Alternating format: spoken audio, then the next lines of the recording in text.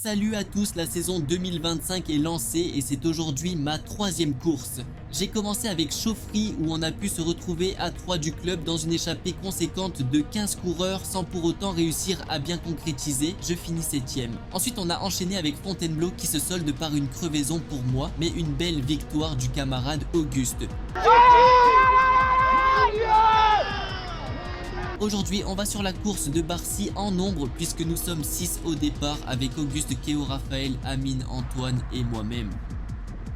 Après le trajet en train de Paris jusqu'à Meaux, on a encore presque 10 km à parcourir sur les routes passantes du nord de l'Île-de-France.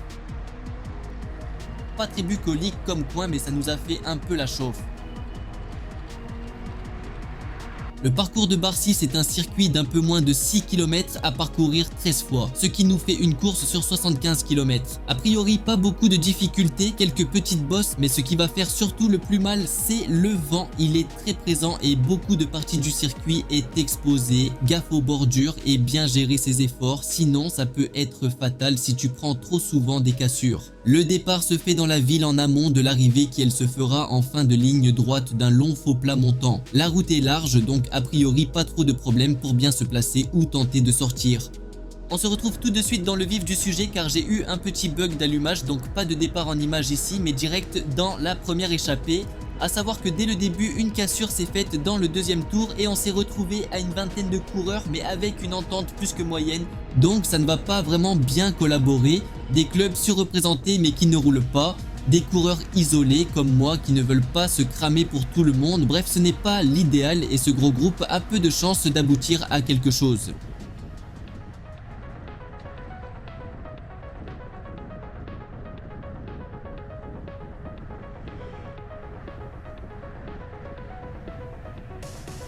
Allez, on avance encore de quelques kilomètres où je me retrouve en fin de chasse des 3 coursiers sortis du groupe de détachés.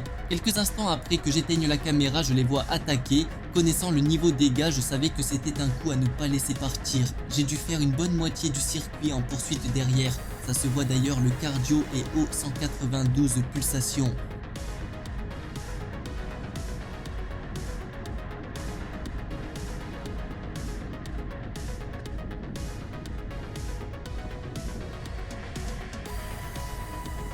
Les 3 coursiers, c'est donc le champion d'Île-de-France, Rémi qui est au club de la pédale fertoise, Thibaut du CSM Clamart et Ferdinand du PCO. Pas trop le temps de se reposer dans ce début d'échappée puisque à peine rentré sur eux, je vais passer directement mes relais. C'est sûr que ce n'est pas le moment de faiblir puisque nous n'avons pas fait 20 km et que derrière cela ne doit pas non plus se tourner les pouces. L'idée est d'assurer une bonne avance pour pouvoir éventuellement ralentir la cadence ensuite.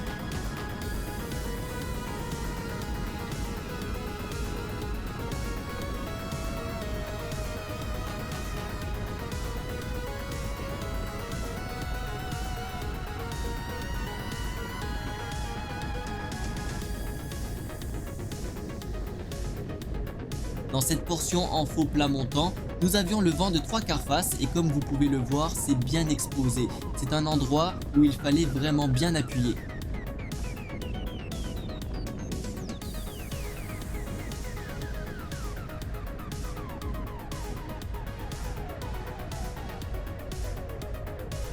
Voilà, les relais à plus de 400 watts, ça fait garder un rythme super soutenu.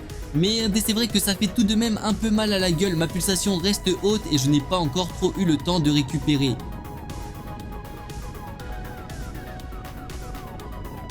Vous voyez, ça collabore bien, personne ne rechigne à travailler en équipe, ça fait plaisir à voir que l'on peut commencer une échappée comme ça. C'est plutôt rassurant sur la suite de la course et on peut déjà commencer à se dire qu'il y a la possibilité que cela aille au bout. Ok, on n'a pas encore fait 20 km. Ok, il reste 55 km. Ok, on ne sait pas comment ça roule derrière, mais les efforts sont là et si tout se passe bien, ça devrait payer.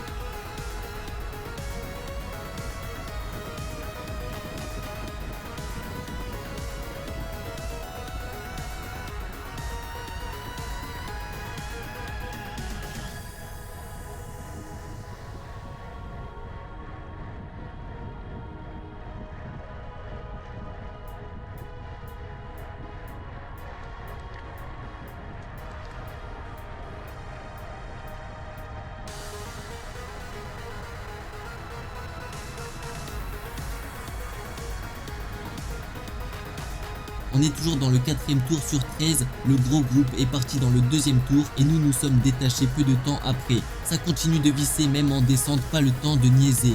Il faut continuer à consolider notre avance.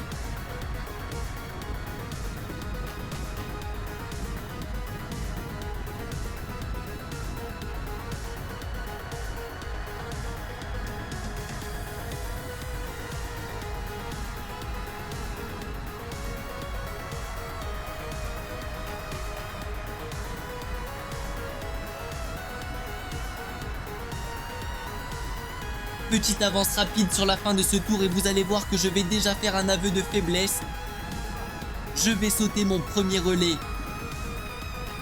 Ça fait maintenant trop longtemps pour moi que l'on roule avec des relais à plus de 300 watts et si je veux rester présent, je dois m'économiser. Ce n'est vraiment pas dans mes habitudes de ne pas participer, je l'ai fait dès que j'ai recollé avec eux, mais là c'est vraiment trop dur. Et je sais que si je continue comme ça me fera sauter du groupe.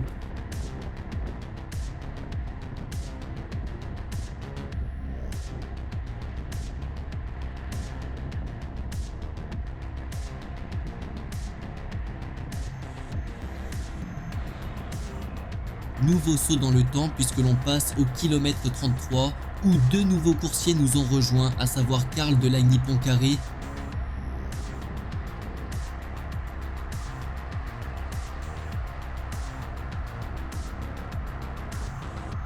et Franck du team Bike Cycliste Saint-Prix. Ils nous ont rejoints en passant au moins 2 tours en chasse-patate derrière, chapeau pour l'effort.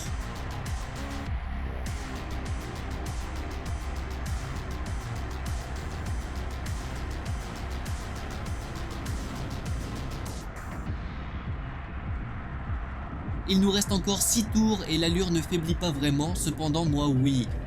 Ici les relais se passent toujours autour des 300 watts et même si on est 2 de plus, la fatigue se fait de plus en plus ressentir.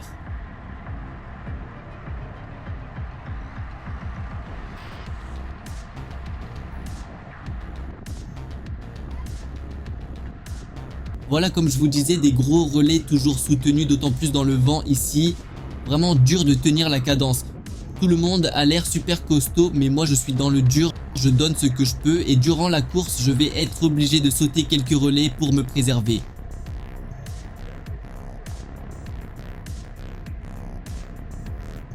Le plus impressionnant du groupe étant Ferdinand du PCO qui ne relâche pas la pression sur les relais, c'est d'ailleurs lui qui impose le rythme et tout le monde est obligé de suivre sinon il partait tout seul, c'est sûr.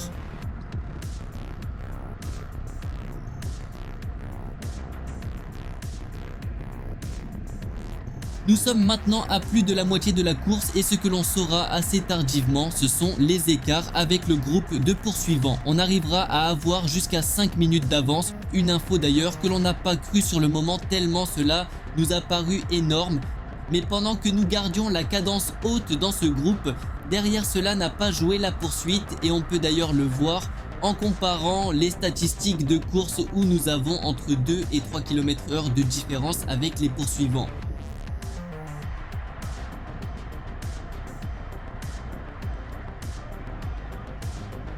Allez, on est dans l'avant-dernier tour et ça attaque. Le groupe que vous voyez là, c'est les Access 3 que l'on double, enfin que je double parce que l'on pourrait croire que je suis devant, mais non.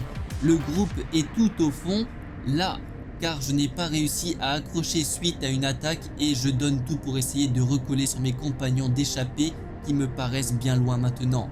Mais à 2 tours de l'arrivée pétée, ça me ferait mal de ne pas me donner au maximum. Alors c'est parti pour la poursuite de l'enfer.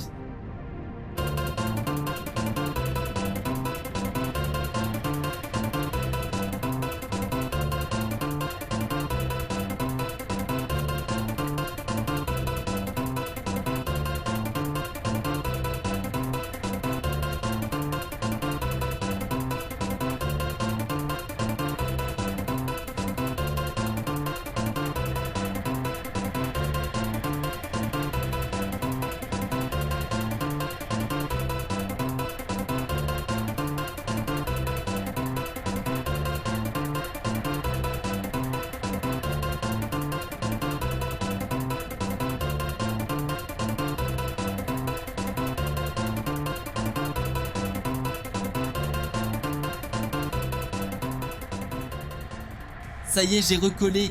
Plus de 3 km pour revenir, c'est dur, mais au moins je suis de retour, en espérant qu'il n'y ait pas d'autres attaques dans ce genre, parce que là ça va être super compliqué. D'autant que je suis bien rincé de mon effort.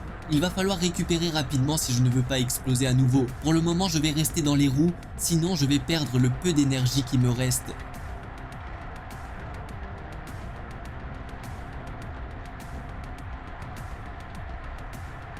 On ne le voit pas dans les prises de vue, mais durant notre échappée à 6, le dossard 27 était bien filou et notre petit jeu entre guillemets, c'était de le laisser prendre au maximum ses tours de relais. Ici par exemple, moi je suis rincé, je ne vais bien sûr pas boucher le trou qui a été laissé.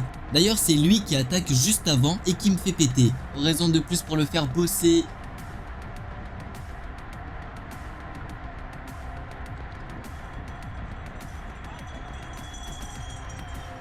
La cloche sonne, on est donc dans le dernier tour.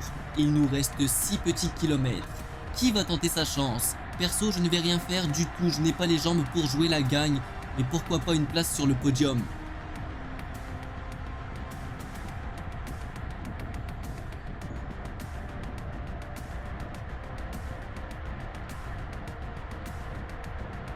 Cela va rester tranquille jusqu'à ce que le dossard 15 de Lagny lance son attaque dans la descente. C'est suivi direct par toute l'équipe qui se lance à la poursuite.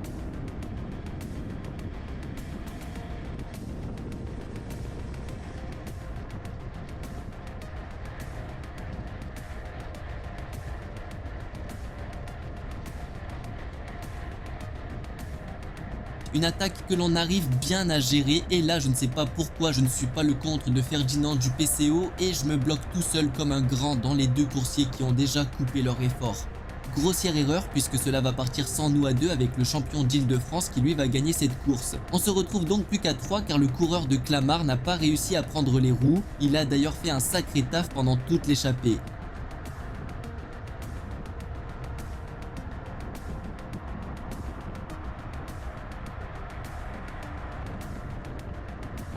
On n'arrivera pas vraiment à s'entendre sur la fin, même si on réussit à collaborer à deux pour reprendre le dossard 27 qui tente de la jouer solo, il finira par couper son effort sans chercher à nous reprendre les roues.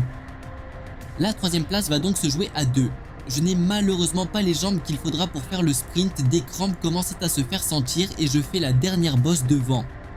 Il faudra donc que je me contente d'une modeste 4e place. Content malgré tout d'avoir pu participer, tant bien que mal, à cette belle échappée et d'être resté jusqu'au bout.